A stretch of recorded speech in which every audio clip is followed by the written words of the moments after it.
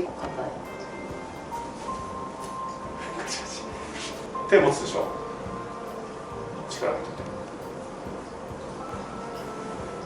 ちょっと違う。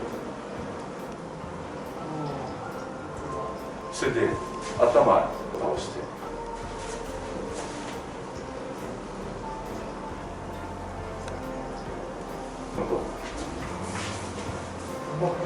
今も自分言うんだ。揺らしてあげるだけ。こもってワイパーみたいにこう揺らしてあげて、でこうやってあげて、で横かかってもらって、で同じように。